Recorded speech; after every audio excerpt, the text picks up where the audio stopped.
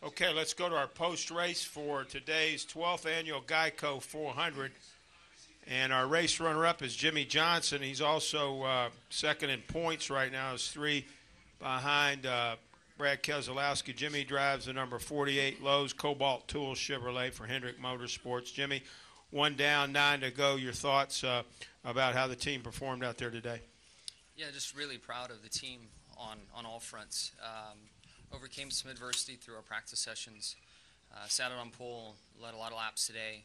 Flawless on pit road, race strategy, you name it. We had a very, very solid day. Of course, would have loved to have won the race, but we'll take second and go on. This is a fantastic way to start the chase.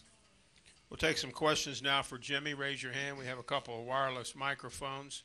You have a question for Jimmy. I believe Nate Ryan's got one, and then David Newton. We'll go Nate Ryan, David Newton.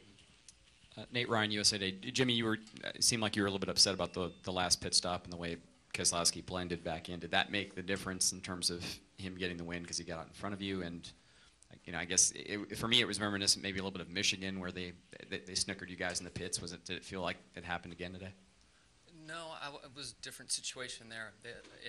In Michigan, they stayed out on fuel or had something working for them fuel-wise where we just didn't think they were on the lead lap, and they were. So it was a different scenario. He did come up early. It did impede my progress. I had to check up and wasn't sure kind of where things were going. But it didn't affect the outcome, I don't believe. The way he made quick work of traffic and stretched it out on me, I'm not sure I would have held him off. So at the time, it messed me up, but I don't think it played an outcome in the race. Let's go over to the left to David Newton, and then we'll also have Casey join us. Go ahead, David. To the far left, David Newton. Yeah, Jimmy, David Newton, ESPN.com. Brad seems really loose coming into this thing. Can you tell that type of mentality helps the driver coming into this thing? Gosh, you saw everybody Wednesday night. I think everybody's good and loose coming in. We'll see. I mean, it's a great. There's not a lot of pressure now, and the first race is really an opportunity to separate the field. You hope that happens if you have a good run, and I saw a lot of chase contenders going down a lap. I saw the 11 rolling around out of gas at the end. So, my philosophy is just to stay in the hunt. Let's get midway through this chase and see who's where and what to do. Brad definitely was loose coming into the race, and he should be confident on these bigger tracks. He's been very strong on them, over the last 4 or 5 months, and they did a good job today. Okay, let's also now invite Casey Kahne to join us. Jimmy's teammate over at Hendrick Motorsports, and he had a solid third-place finish today, driving the number 5 Farmers Insurance Chevrolet, and I believe he had the biggest jump in the standings. He's moved up now, I think, 6 spots from where he was. So, Casey, talk about your run out there today, driving that number 5 Chevrolet. You're 15 points now out of first place. Yeah, we had a great run. The team did a really nice job. The pit stops were perfect throughout the whole race. The car was good. They were just a little bit to keep up with Jimmy, and then when Brad came up there later on, and they were just better than I was throughout that race. I was slipping a little more than I would have liked to off the corners, and we weren't able to get a handle on that. Tried to lead a lap there with Jimmy and just wasn't able to get by him. We battled for about 3 laps there through the middle part of the race, and ended up third. I think I ran there most of the race. So it was a solid run for us. Our whole Farmers Insurance team did a really nice job, and a nice start to the chase. All right, let's go to the press box. I'm told we have a question for either Jimmy or Casey. Press box. Jimmy, I just wanted to.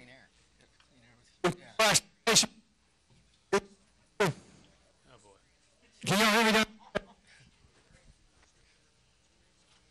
Lauren, let me get the question. Super.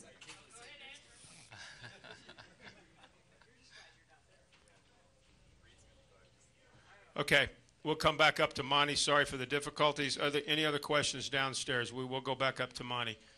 Let's go with Nate. Jimmy, Brad was saying in post-race that he felt like this was the first week he felt like he had speed to keep up with you. You dominated with the same car you dominated Dover and Indy with, but did it seem like other guys were up there with you this time despite how many laps you led? seemed pretty strung out. I mean, at times we had pressure from different guys, and it did seem normal. I mean, I thought at Michigan, Brad was way fast too. And Kentucky, I mean, gosh, the last run of Kentucky ran right up through there and got the lead. So there wasn't anything out of the ordinary, in my opinion. I mean, if you're on, you're on, and it's been a lot made up over things that really didn't make a big deal for a while now, and you know, it's just racing. You go out there, make your car as good as you can.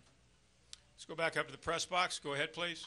Test 1 2. Test 1 2. There you go. Thank you. Was in any sense when Keselowski took the lead by just changing 2 tires and managed to hold on for a good while, was that in any way a sign of things to come? Was that a sign that maybe if he had track position and fresh air, he did have a car? Did that have an impact? Did you get that impression earlier in the race when that happened?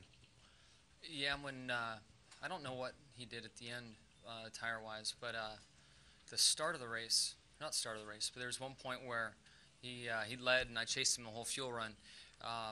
His 2 tires worked really good on his race car. I'd say on my car I was pretty impressed the way 2 tires held on, but you know, I'm not sure if he had 2 on at the end there. If he did, then his car really, really liked 2 tires, and they learned from earlier in the race that clean air was everything, which we already kind of knew. Any more up there?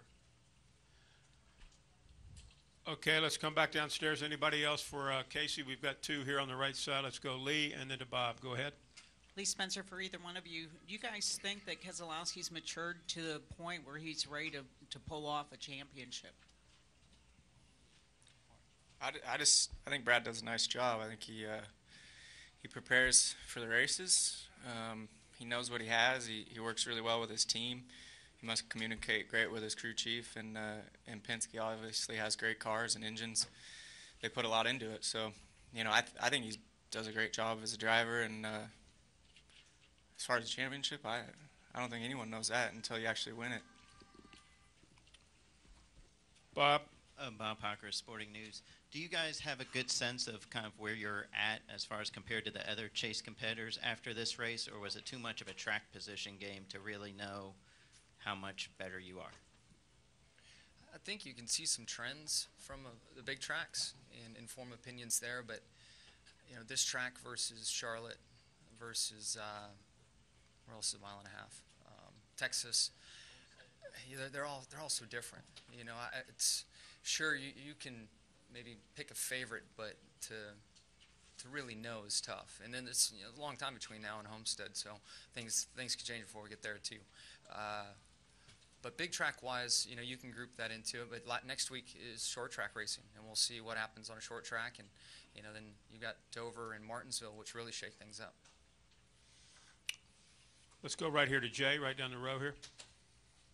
Sort of more of a general question to both you guys. I mean, do you see this? I think we're kind of painting this as a wide open chase. It's impossible, it seems like, to pick one person. Do you guys kind of see it the same way? I felt like coming in, it was pretty wide open. I thought there's been, you know, a lot of speed from a lot of different guys throughout this season.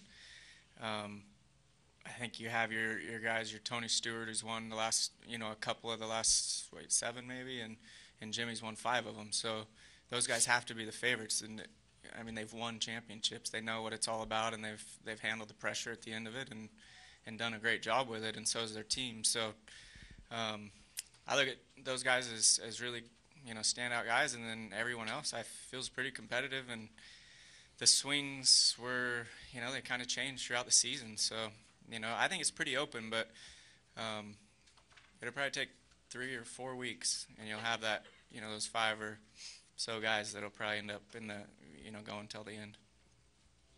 Yeah, I agree. And I think when you look at the summer months and how someone would be hot for a couple weeks, you know, it was us, the 11, the 2, 17, 16. I mean, everybody was streaky, and that lead 5, that just leads to, in my opinion, leads to, you don't know, nobody knows. Anybody can catch a little rhythm here and get going.